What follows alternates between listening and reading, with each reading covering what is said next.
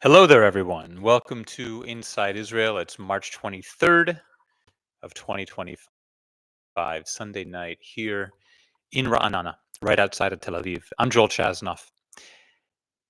And tonight's episode originally was going to be entitled A Good Arab, about one of the biggest questions facing all of us who live in Israel right now, the relationship between Israel's Jewish population and Israel's non-Jewish Arab population. It's a really, really important topic.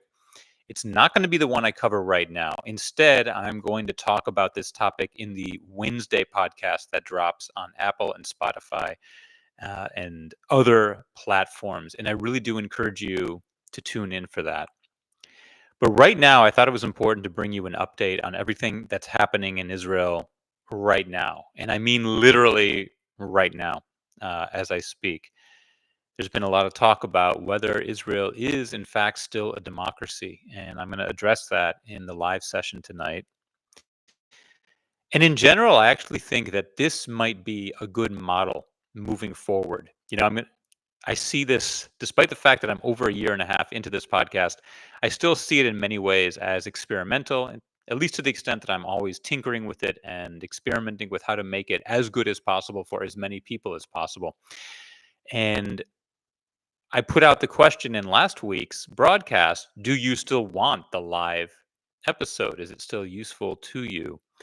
And overwhelmingly, the response was yes, that I'm quite honored, but many of you rely on it for your source of Israel related news. And I totally understand why. It's because in the other forms of media, you pretty much get the same story no matter where you look. It's the same headlines. There might be a little bit of different nuance in different places, but in general, you're hearing the same basic story, which without much variation. And I think I am doing something a little bit unique here, which is giving you the inside scoop, what Israelis are actually talking about, thinking about, what are we saying amongst ourselves. And I realize after posing that question to you last week that this is important to you. And many of you, in fact, rely on it, like I said. So for the time being, these live broadcasts are going to continue. Due to some scheduling issues and some technical issues involving cameras and microphones and other stuff I won't go into, it's actually kind of complicated to make the live broadcast the exact same one as the broadcast that drops on Wednesday on Apple and Spotify. It's just difficult to take that audio, extract it, make it work the way it's supposed to. So I think what I'm doing tonight might actually be a good solution, that the Sunday night broadcast is going to be a recap of the biggest news stories happening in Israel right now. And then on Wednesday, a more planned out, outlined broadcast about a topic related to Israeli life, not necessarily to current events. Not that I don't plan for these Sunday night ones, but I think this is going to be a little bit more free flowing, a little bit more improvised. And of course, I still am going to answer your questions along the way.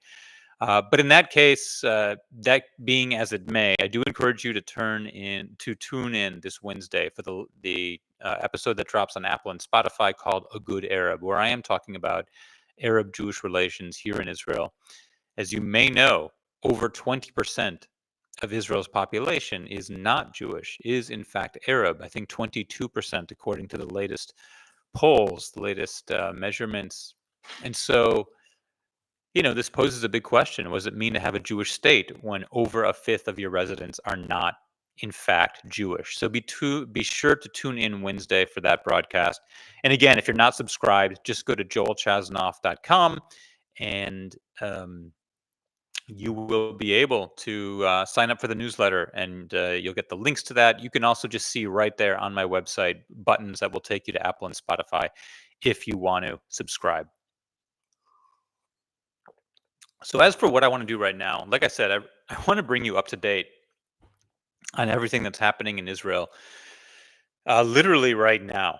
And I'm not going to mince words. I'm going to be very honest with you as to what is going on. And I want to frame it around one central question. And that central question is Israel still a democracy? And my answer to this question is no, it is not. Not the way it used to be. Now, just to be completely transparent, I never believed Israel was a very strong democracy. It's a democracy, but not one where the will of the majority or even the plurality is reflected in the actions of the government. The way it works here in Israel, I've explained before on these broadcasts, but it's worth repeating. You do not vote for a politician in Israel when it comes time for our elections. You vote for a party, and that party ideally would win 61 seats at least and therefore have a majority in the Knesset. The Knesset has 120 seats, so ideally one party would get 61 seats and they would have a majority and reflect the will of the people. I think that's only happened once in the history of Israel. Instead, what usually happens is that one party will have more of the votes than others, what we call a plurality, but they might say have only 40 seats in the Knesset. For those remaining 21, they need to go around and start pandering. And I literally mean that. They need to start pandering to the smaller parties until they can get 21 more seats in order to have that 61 seat majority. So, what you have in Israel is a party that has more votes than anyone else, but by no means does it reflect what the majority of people want. And what they do is they bring in these small parties, typically very religious parties, who make a lot of demands. And it's very quid pro quo. They'll say, I will join your coalition, but only if you make a law saying that ultra Orthodox men at the age of 18 do not need to serve in the army. Or I will join the coalition, but only if you provide extra money to ultra Orthodox daycare facilities or only if you make me the minister of the police, as Itamar Ben Gvir is right now. And what ends up happening is that the the party that got the most votes is actually very much controlled by these smaller parties. And so it's as if there's a huge ship with a very small rudder, but the small rudder is dictating the direction of the ship. And it's always been like that in Israel, but never have we seen such a blatant disparity between what the government is doing and what the people actually want. So I want to give you a few examples. First of all, the big news today is that Netanyahu is calling for the removal of the Attorney General of Israel. But this is only the most recent step in what we see as Netanyahu's attempt to turn this country into a dictatorship. And I don't use that word lightly, dictatorship, but I literally mean that is what Netanyahu is doing. He is trying to dismantle any checks and balances that there are in Israeli government so that he has complete and utter control and he can do whatever he wants. So today, it's calling for the removal of the attorney general. A few days ago, it was the firing of the head of internal security, the Shin Bet or the Shabak. Now, why would he want these two people gone? Let's start with Ronen Bar, the head of the Shabak, the Shin Bet. It's been discovered that members of Prime Minister Netanyahu's own staff have been receiving money from Qatar. Remember, this is where the leaders of Hamas are located.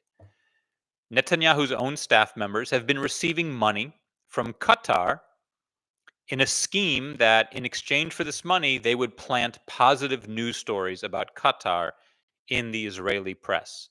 So you have the Shin Bet, they're charged with investigating this. The Shin Bet is investigating ties between the Netanyahu government and Qatar. And of course, Netanyahu does not want this investigation to move forward. So he is firing, he's already fired the head of the Shin Bet, Ronan Bar. And it's assumed that he will put in his place a different head of the Shin Bet who will be friendly with Netanyahu and who will not investigate him. So that's one place where Netanyahu is trying to remove any sort of checks and balances in the Israeli system. What about the firing of the attorney general? Well, the attorney general is saying that it's actually illegal for Netanyahu to simply fire the head of the Shin Bet. So he wants her removed. The attorney general is also the one investigating uh, numerous accusations of corruption and bribery and graft and racketeering and all these other crimes, alleged crimes that Netanyahu has committed while in office during his many, many years in office.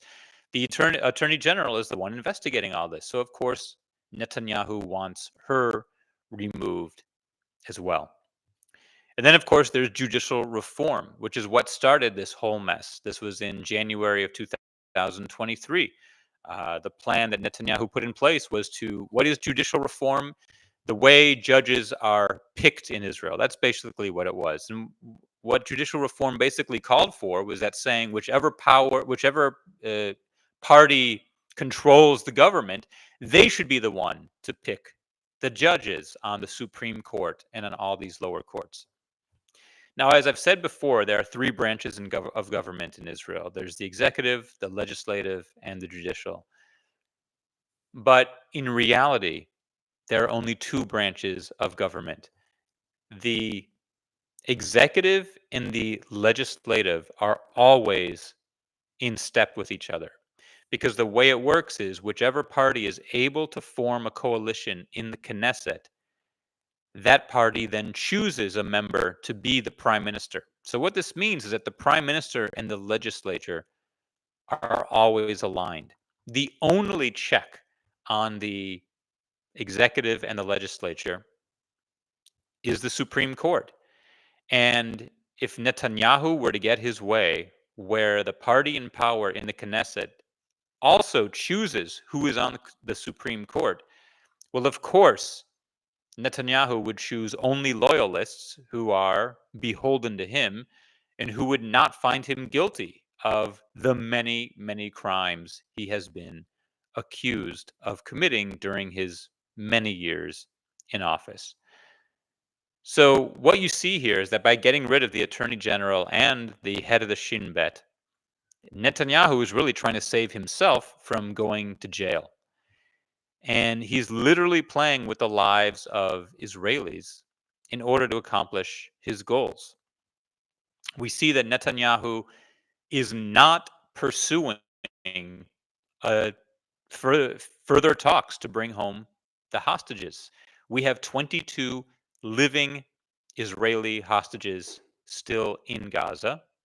24 living hostages total. Two of them are not Israeli citizens, and 59 total hostages. So what's that number 59? 59 minus 24 is 35. 35 are already known to be dead. So we're really trying to get back 35 bodies, 2 living non-Israelis, and 22 living Israelis. And there's pretty much no effort right now on behalf of the Netanyahu government to bring those remaining 24 living hostages home.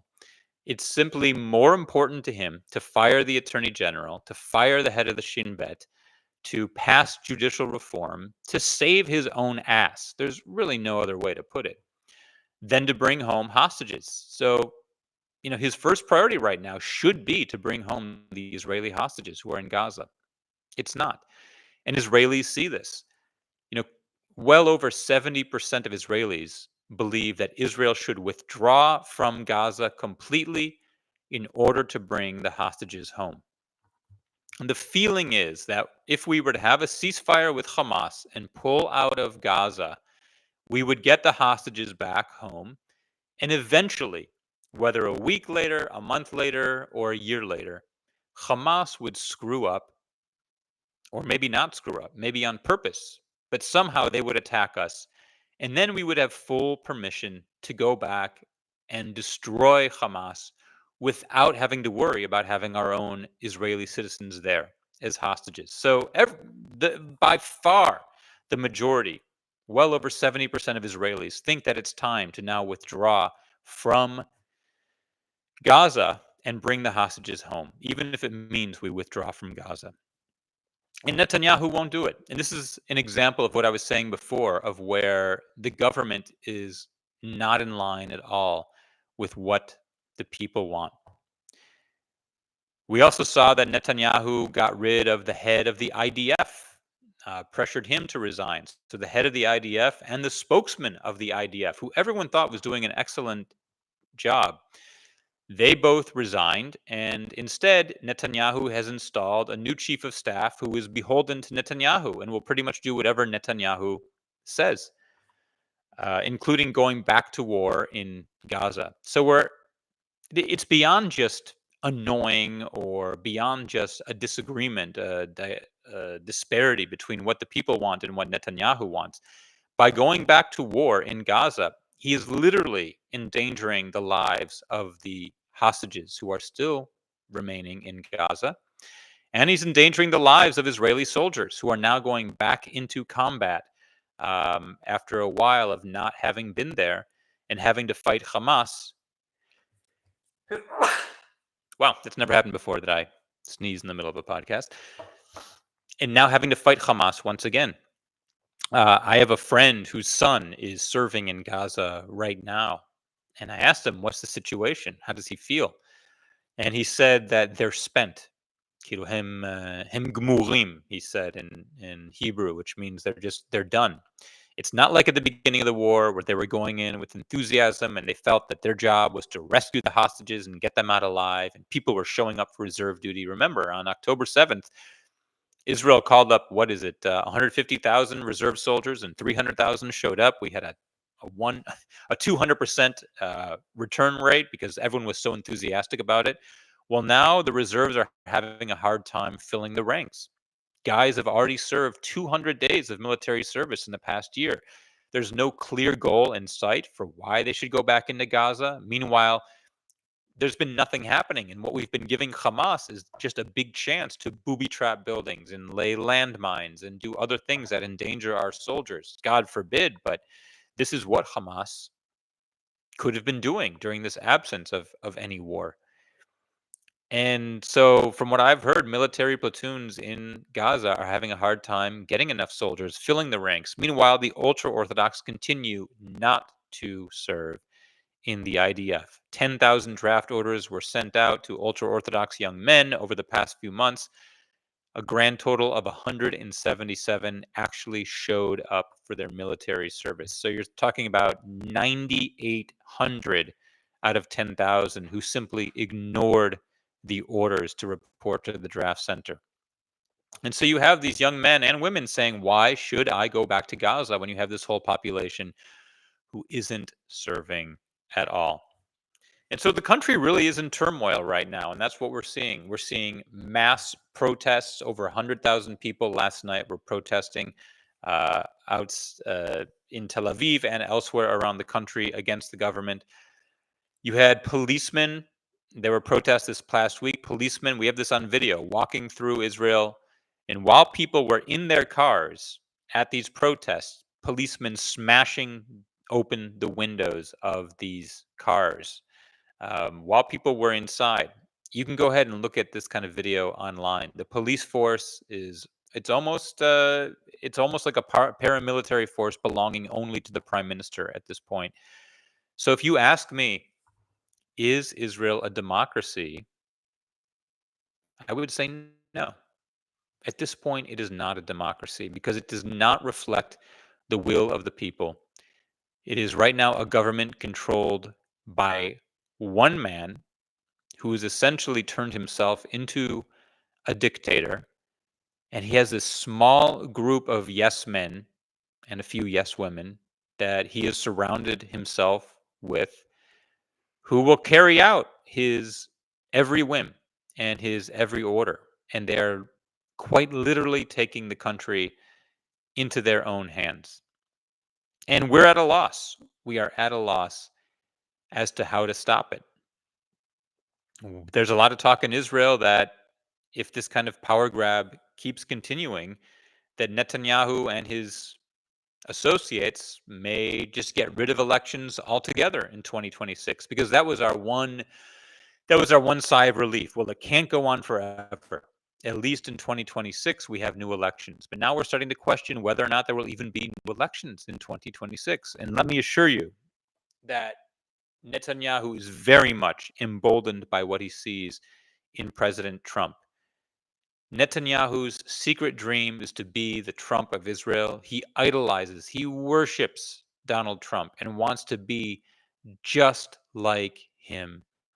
And basically, like a little child mimicking his parent, Netanyahu is mimicking Donald Trump and is basically taking every play out of Trump's playbook in an effort to become a dictator here in Israel. At least in the US, there are a few more stopgaps. There are a few more ways that we can actually stop stop the president from becoming an all-out dictator. Here in Israel, we don't have nearly those. The way the government is set up, Netanyahu can get away with it.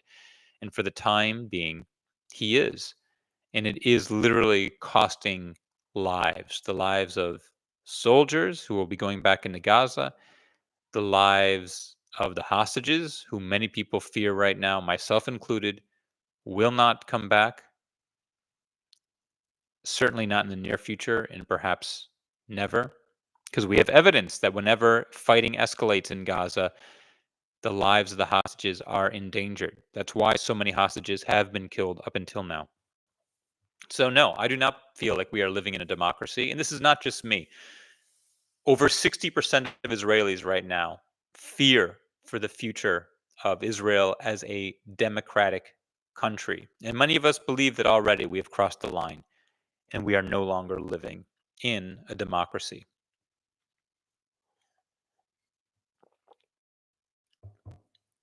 And that's why I wanted to talk about this topic tonight, because I feel it's extremely important in the context of what's happening in the country right now. I do have a couple of questions and comments from you that I want to share. This one is a comment from Sam.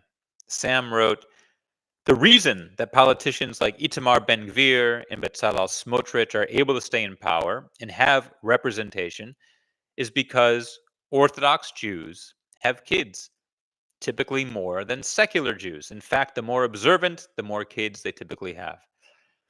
And this is a great point. How do these people like Ben Gvir and Smotrich and real extremists manage to stay in power? Well, they've figured out something, and I wouldn't even say they're all that clever for having figured it out. It's that the more religious the Jew, the more kids they have. So, one way to stay in power is to have great policies and stand for amazing ideals that many people support. The other way to stay in power is just to pander to those who have the most kids. The number one factor in the US, and I would imagine in Israel as well, the number one factor that determines one's political affiliation is what your parents were. Most people tend to vote as their parents voted. So it's a good strategy. You got to hand it to them. By pandering to the more religious and the ones with more kids, they have guaranteed votes locked in. And so, yes, Sam, you are correct, and that's why there's very little hope right now for the Israeli left. Because I mean, I consider myself not a fiercely left, but labor, merits, sort of mid left, a little bit left of center, maybe now a little bit right of center, but that's where the left supposedly would be.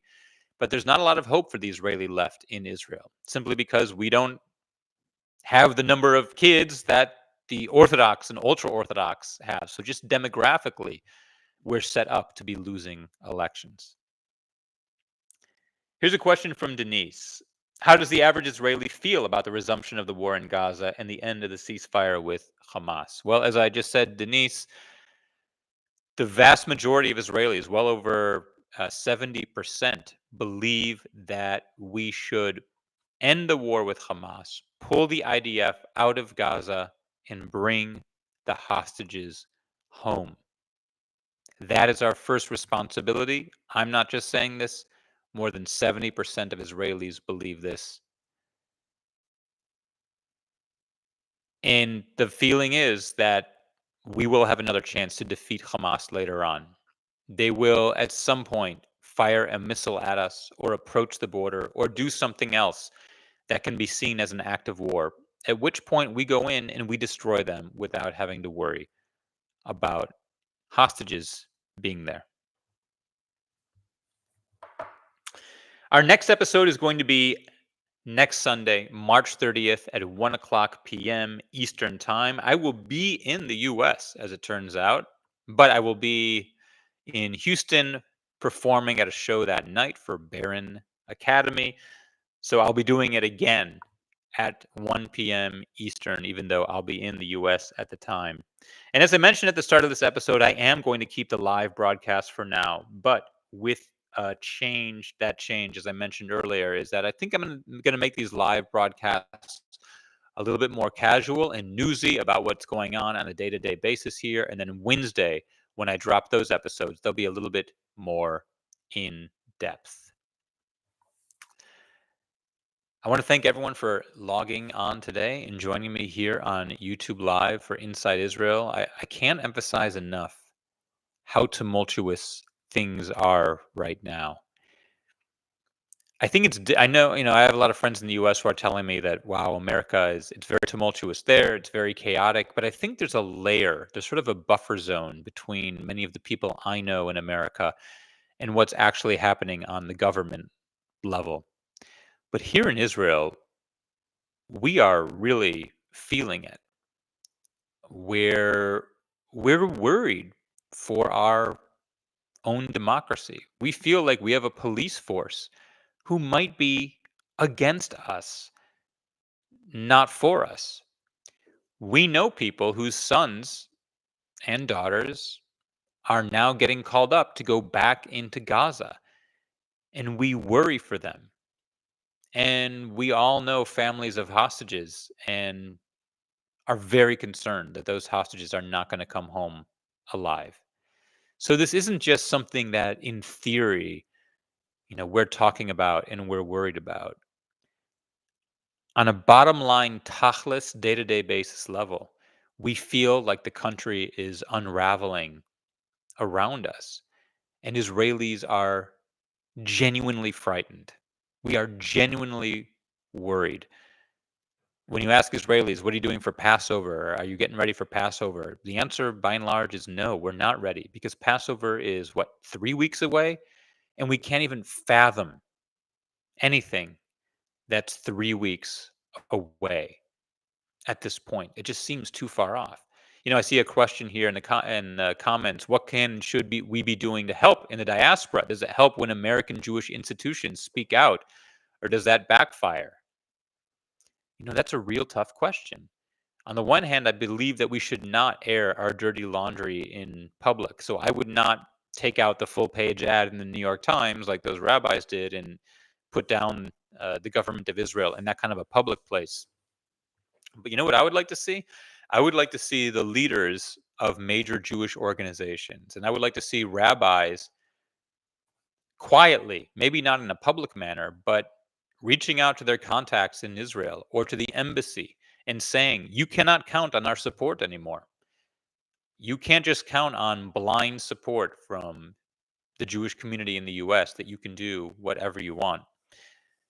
So I wouldn't want to do it in a public way, but I think Israel does need to know that there is pressure from the U.S. Jewish community, especially the leaders and the rabbis and the philanthropists who've given a lot of money, frankly, to Israel over the years, sort of a blank check because we just believed in Israel no matter what. I think the Israeli government needs to feel the pressure from the U.S., but not in that kind of public way that we saw before. All right, that wraps it up for today. Thank you so much for joining us. Again, tune in on Wednesday on Apple and Spotify for a completely different episode. That one is going to be called A Good Arab, and I do think you will find it very enlightening. Keep sending your questions. For more information about me and this podcast, see joelchasnoff.com. Lehitrot.